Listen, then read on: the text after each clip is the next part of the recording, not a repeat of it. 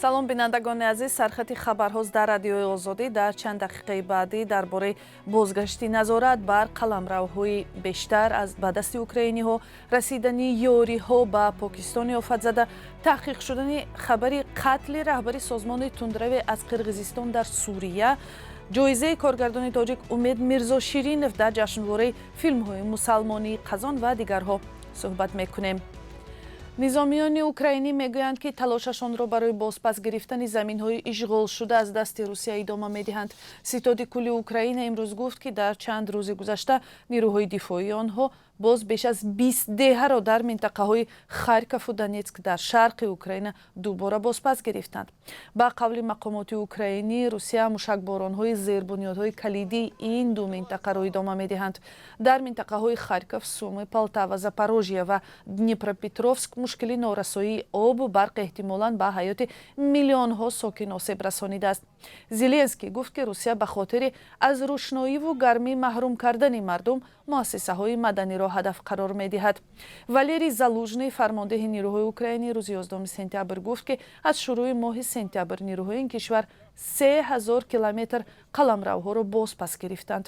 Дар шароите, ки ақибнишинии нирӯҳои Русия бештар дида мешавад, мақомоти Москав гуфтанд, ки Кремлин ба муколама бо Киев омода мебошад.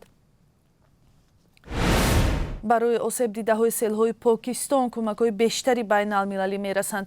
Ин кишвари воқеъ дар Осиёи ҷанубӣ бо сангинтарин обхезиҳо рӯбарӯ шудааст, ки дар натиҷаи он садҳо ҳазор нафар бехонаву ҷой шуда, шумори қурбониҳо ҳам рекордӣ мешавад. Ҳавопаймоҳои низомии амрикоӣ 11 сентябр ба вилояти Синд ёриҳои башарӣ интиқол доданд. Ин минтақа аз ҳама бештар осеб дидааст. боронгариҳои шадид дар Покистон ҳанӯз аз миёнаҳои моҳи июн шурӯъ шуданд. Зимни боздиди дурӯзааш аз минтақаҳои зери обмондаи Покистон дабери кулли Созмони Милали Муттаҳид Антонио Гутерреш ба зарурати афзоиши кӯмакҳои байналмилалӣ ба ин мардум даъват кард. Мақомот дар Покистон гуфтанд, ки ҳаҷми хисорот $30 миллиард ҳисоб шудааст. Гутерреш тағйироти иқлимро яке аз сабабҳои ин фоҷиаи табиӣ номид. Созмони ҷаҳонии тандурустӣ аз хатари бемориҳои сироятӣ ҳушдор додааст. бо гузашти тақрибан 1 моҳ аз марги фоҷиабори ҷавонзане дар ноҳияи Рашт, ки аз мушкилоти оилавӣ ноумед шуда худро ба дарьё андохт, наздиконаш ҷузъиёти ин мусибати оилавиро шарҳ доданд. Маҳинаи Холаҳмади 23 сола баъди як даъвое бо шавҳар рӯзи 5 августи имсол худро ба дарьё андохт. хабари охир ин, ки ҳамсарашро аз рӯи моддаи ба худкушӣ расонидан боздошт карданд. ҳамкорони мо дар идомаи силсила гузоришҳо аз водии Рашт ҷузъиёти ин фоҷиаи пурсару садоро ҳам таҳқиқ карданд ва 3 соат баъд онро дар барномаи ахбори озодӣ тамошо кунед.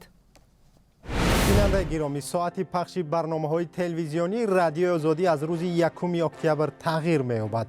аз он рӯз ба баъд барномаи сархати рӯйдодҳо соати 16 ба вақти душанбе ва соати 14 ба вақти Москав оғоз меёбад. лутфан ёддошт кунед ва ба дӯстонатон ҳам бирасонеду бо радиои озодӣ бимонед. дар Қирғизистон Кумитаи давлати амнияти миллӣ гуфтааст, ки хабари марги Сироҷиддин Мухторов, раҳбари гурӯҳи тундрави Катиба Тавҳид вал Ҷиҳод дар Суриyaро, ки дар ҷустуҷӯи байналмилалӣ қарор дошт, таҳқиқ дорад. дар бораи хабари кушта шудани Мухторов дар Сурия расонаҳо рӯзи 9 сентябр бо такя ба як мақоми маркази Русия оид ба оштии тарафҳои даргир дар Сурия хабар доданд. мақомоти Қирғизистон мегӯянд, Сироҷиддин Мухторов соли 2013 аз Қирғизистон берун шуда дар Сурия раҳбарии гурӯҳи ҷангҷӯёнро ба дӯш гирифт, ки аз кишварҳои туркзабон гирд омада буданд. мақомоти Қирғизистон мегӯянд, Мухторов дар ташкили ҳамлаи террористӣ ба сафоратхонаи Чин дар Бишкек иштирок кардааст. мақомоти Русия гуфтанд, ки доду гирифти тиҷоратӣ бо Тоҷикистон дар 6 моҳи аввали соли ҷорӣ назар ба ҳамин давраи соли гузашта 20% афзудааст. дар ин бора ТАСС бо такя ба вебсайти ҳукумати Русия хабар дод. дар ин хабар гуфта намешавад, ки давоми 2 соли гузашта Русия ва дигар кишварҳои ҷаҳон дар шароити пандемияи коронавирус қарор доштанд ва аз ин сабаб ҳам ҳама гуна доду гирифтои иқтисодӣ камтар шуд. Дар хабар танҳо омадааст ки Денис Мантуров, муовини нахуствазир ва вазири саноату савдои Русия, баъди бозгашташ аз Тоҷикистон дар раҳбарии як ҳайати корӣ гуфтааст ки тавсеяи ҳамкориҳо бо Тоҷикистон зарур аст. ҳайати намояндагони ҳукумати Русия дар Тоҷикистон инчунин ба омодагӣ ба баргузории форуми сармоягузории Русия Тоҷикистон таваҷҷӯҳ карданд ки қарор аст рӯзи 15 сентябр дар Душанбе барпо шавад. ва дар шаҳри Қазони ҷумҳурии Тотористон ҷашнвораи филми «Мусалмонӣ» натиҷагирӣ шуд ва бар асоси он як филми сохташуда дар Тоҷикистон барандаи ҷоизаи беҳтарин филми кӯтоҳметраи бадиӣ гардид. Филми Умедшон Мирзоширинов «Додараки фариштаҳо» бар асоси асари нависандаи марҳум Сайф Раҳимзоди Афардӣ таҳия шудааст.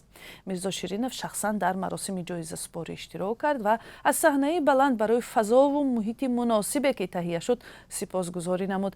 Мирзоширинов яке аз коргардонҳои пуркори тоҷик буда, филмҳои дигараш ҳам пайваста дар ҷашнвораҳои филмҳои минтақа иштирок мекунанд. Исми ӯ бо филмҳои Мушкилкушо, Муҷассамаи ишқ ва дигарҳо маъруф аст. Дар ҷашнвораи имсолаи филмҳои Мусалмонӣ ки аз 7 то 11 сентябр дар шаҳри Қазони Тотористон барпо шуд, филми эронии Ноҳид Ҳасанзода «Шӯҳрати ором» барандаи шоҳҷоиза гардид.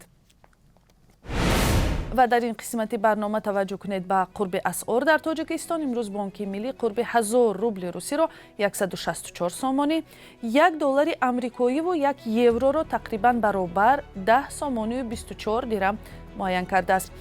қурби пули хориҷӣ дар бонкҳои тиҷоратӣ метавонад фарқ кунад. тамошобинони арҷманд, ин буд сархати хабарҳо. баъди 3 соат барои дидани барномаи ахбори озодӣ ҳамроҳ шавед. рӯзи хуб.